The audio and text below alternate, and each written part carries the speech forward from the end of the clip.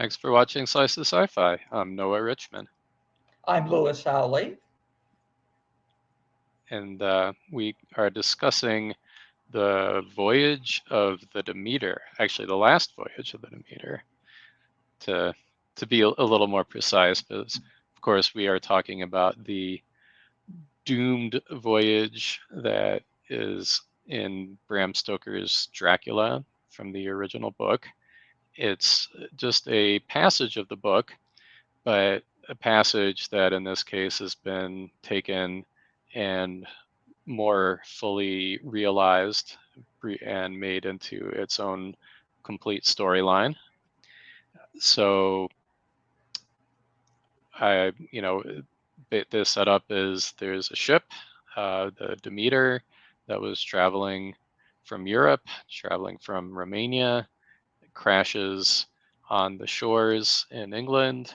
And when the authorities come to investigate, they find nobody is alive. So the book pretty much follows the story as it appears in Stoker's book, which is journal entries written by the ship's captain, but again fills it in to flesh it out more. So, would you have anything to add to that, Lewis? No, I did see in a interview clip that the director said he wanted to make the scariest Dracula movie ever. And so I suppose setting that bar leaves it up to discussion whether or not we consider this the scariest Dracula movie ever of the Uh-huh. ones we have seen. Of the ones I've seen, yeah. Okay. All right. Well, I guess taking it from the top, what would you say? What would you say you liked about this one? I, strangely enough, one of the positives were some of the visual effects. I have to say, I thought that people who had been infected enough with vampire blood to burn up in the sunshine, I thought those burning up effects were some of the best I have ever seen of vampires burning up. I thought they were quite detailed, and I thought that it really went down to the flesh level of effects, almost like it was a physical effect, which I'm not sure if it was or wasn't. But I thought they were particularly well done, and I thought that Dracula himself was also a great visual effect. I don't recall, but I don't think anyone is cast as an actor of being Dracula. I'm assuming that, except for maybe when he was um, later, when he would be a man, maybe there was someone in that role. But as a vampire on the ship, I think it was straight visual effect. It's an Of course. interesting movie, too, because, you have to wonder what it means in terms of giving away spoilers, because we all know the Dracula story. And if you don't, you can read the over 100-year-old book, to find out about it. It's not like it isn't in the public domain. But I suppose there are specific aspects of the film that might be considered spoilerish. Uh, to go by the IMDb credits, there is a actor, Javier Botet, who is credited as being Dracula. Yes, I wonder if he was strictly in the humanoid scene, or just if he was indeed occasionally on the ship. Uh-huh. Okay. Yeah, for myself, certainly a lot to like in terms of atmospherics, in terms of recreation of this feeling of the old world, of really placing you into this 19th century uh, sort of sort of England by gaslight, and also old world superstitions coming from Romania. Very much really did a great job. You were talking about the director wanted this to be the scariest Dracula. Very much did a very good job of evoking a sense of impending evil, a sense that what was on board wasn't just some creature out of some a fantasy hack and slash dungeon crawl or something, but that there is this impending evil that people want to grab their crucifixes to try and ward off. um, so I did think it was really very effective in terms of the atmospherics, in terms of the sets, in terms of casting actors who uh, put on very strong performances, and just in terms of really capturing that sense of what Dracula is in the original vision of him, which is just sort of this very overpowering dark force. Yeah, I liked too that there was a tension between those superstitions and in those, whether or not what you want to include the uh, Bible thumping cook or not, as being superstitious is up to your judgment, I suppose, as a viewer. But there was that tension. And then there's the scientific aspects of what's going on through uh, I think his name was Clement, the doctor, and how they're dealing with blood transfusions and what the evidence indicates, and as opposed to people's speculation and fears. And so I thought that was a nice tension that was drawn by the screenplay between those two viewpoints. And because you're right, it creates a sense of impending uh, calamity throughout. The sets, I also agree, are fabulous. I saw in one clip that apparently a lot of the interiors of the ships were done in Germany, in Berlin, and that apparently they built a massive ship for the exterior in Malta, and they tried to use old materials to make the ship, so it wouldn't look newer than it was. And they had various systems they rigged up, to simulate the ocean. But it gave the actors a chance because it was in an infinity pool that looked over the Mediterranean to feel like they were on the water, which I thought was another nice touch. And the log entries were a highlight as well. Where the film would be bracketed by just the voiceover of the captain making his observations about the crew. And I do want to make one comment too, because there is a website called Does the Dog Die? And I'm afraid, people, I am going to tell you the dog does die. So there you go. Okay. So okay, so having said all that, what were some things that you weren't so thrilled about? What were some of the things you didn't like? I thought that sometimes the plot dragged. There was a point where um, it seemed like we weren't making a lot of forward progress on the journey.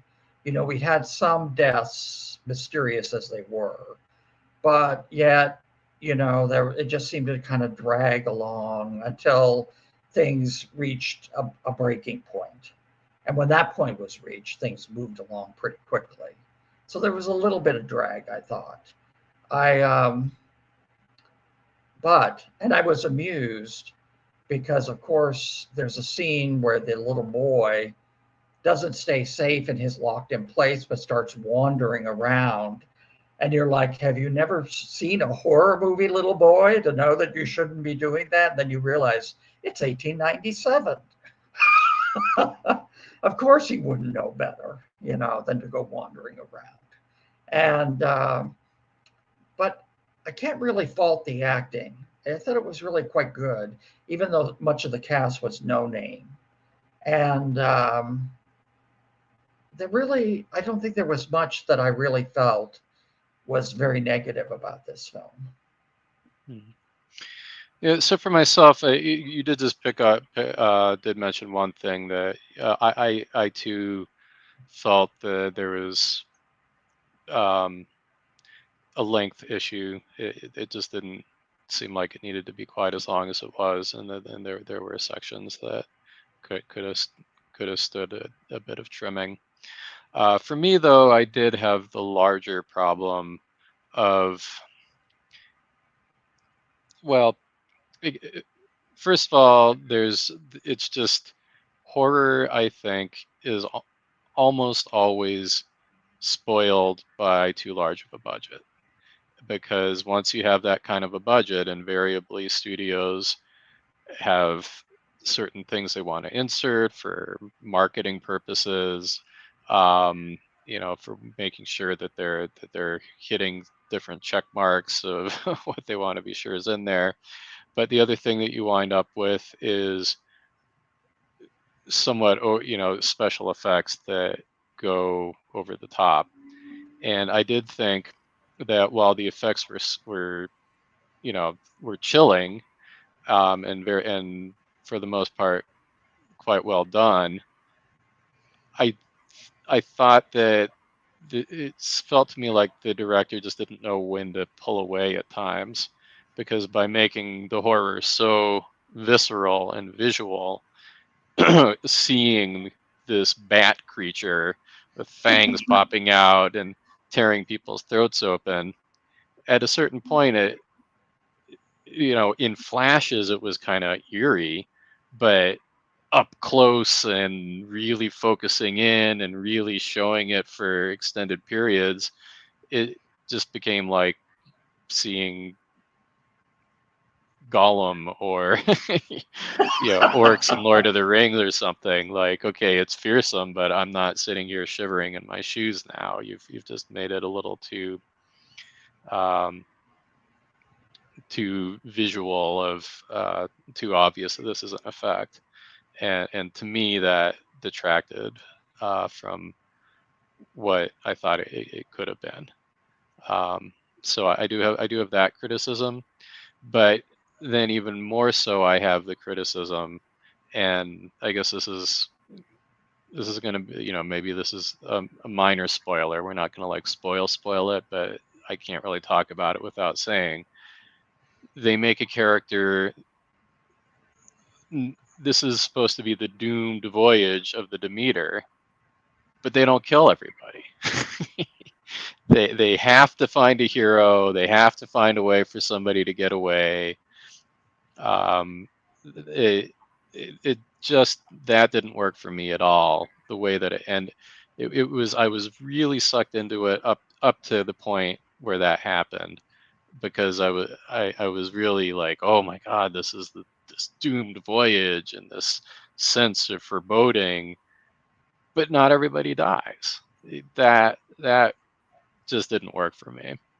Um, uh I was going to comment, and again, I don't know um, how much of a spoiler it would be to discuss certain demographic characteristics of the survivor, because I thought those were a commentary in and of themselves, actually.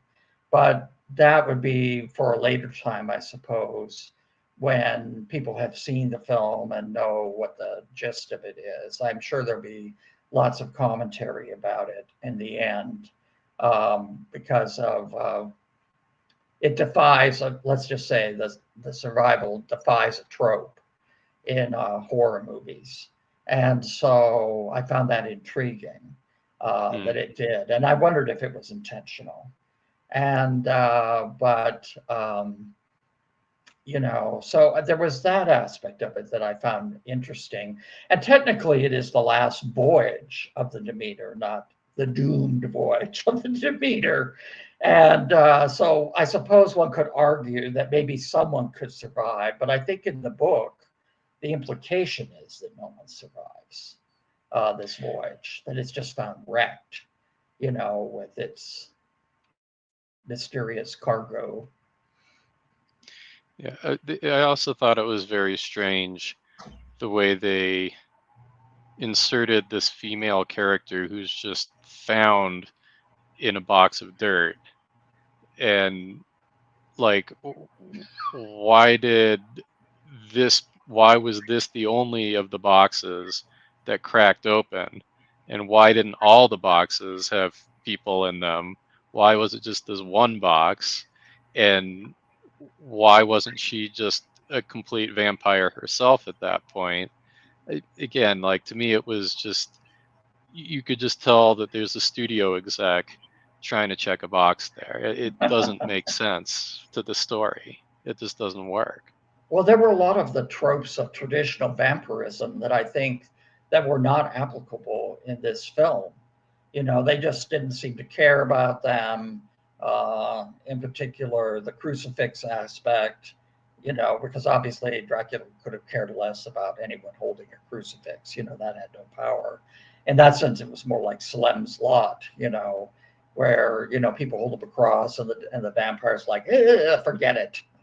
This has no Mhm. power over me. And so there was that, and there wasn't a lot of emphasis on how to specifically kill a vampire. The tropes of killing a vampire.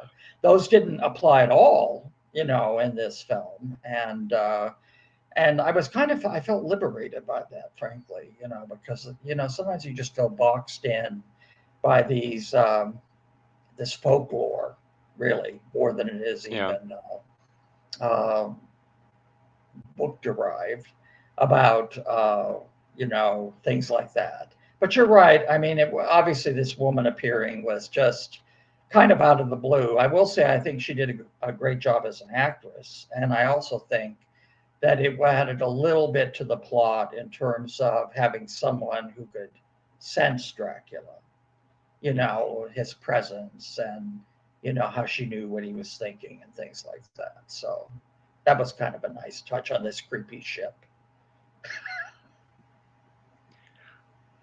Yeah. Anyway, so I guess um, what would you say your thoughts were on the film overall? Well, I thought it was an enjoyable vampire movie. I don't really know that I was particularly scared by it. It didn't shock me. There were a couple of jump starts, but short of that, it wasn't the scariest thing I'd ever seen in my entire life in a movie. But it was enjoyable. I thought there were definite parts of it that I really really enjoyed, and I did like the sets and the costumes, and just the idea of taking this portion of Bram Stoker's novel and expanding the story a little bit. I like those aspects, and I thought, again, for a no-name cast, for the most part, I think the acting was actually quite good. But ultimately, I have to think that, you have to wonder whether seeing it in a theater is an absolute necessity or whether Uh, you could wait for it to go to streaming. Because there's really not much to be gained. Although there were some dark scenes, I mean, in terms of the cinematography. And I think that sometimes those don't transfer well to like a TV screen, or whatever medium you're viewing it on. But and a bigger screen, it's a little more visible. But those were my thoughts in general. yeah. On a scale of 1 to 5, how many stars would you give it? I'm going to go ahead and give it 3.5. Uh, okay. Yeah. I guess for me, I guess, um, tagging off what you were saying about tropes, I mean, one trope they did give is that the vampire emerges at night and that sunlight is still completely devastating. And so again, I one of the things that just doesn't make sense to me is, you know, that the vampire comes alive at night. You've figured out that the vampire is down, buried in one of these crates. Why aren't you going down during the daytime, picking up these crates and chucking them into the sea? I just don't. They do weigh a lot. I guess that's the point. But anyway, so to me, there was that. Um, but also, as I said, I just somehow it was like I was really enjoying it. I was really into it right up until the end. And at that point, I just, the fact that they had this heroic survivor, and you can't just have Dracula kill everybody on this doomed voyage. Well, that's what I was there for. So for me, that was just too much of a just detracted too much from what the story is. Um, and I had, and that's also just one of my problems with big budget studio horror. And they did the same thing with Halloween, where you know the whole thing that the whole thing with um, Michael Myers was, he kept coming back and he was unstoppable, and and then they had to have this, but then the um, what's it, Jamie Jamie yeah, Lee Curtis. yeah, Jamie Lee Curtis and her daughter, like that last one I saw, they all band together and fight him off. And um, yes, I just had the same reaction to this. Like when I saw that, I'm just like, I'm sorry, that just kills it for me. It was just, it was so close to what I wanted it to be, and then it just wasn't. So for me, the combination of the special effects showing just too much to really keep it scary, combined with giving too much hope and too much fight in the end, for me brings it down to a 2.5. So I would give it 2.5 stars for me. Anyway, I think that would be our thoughts on Voyage of the Demeter. So thank you for watching Slice of Sci-Fi. Goodbye.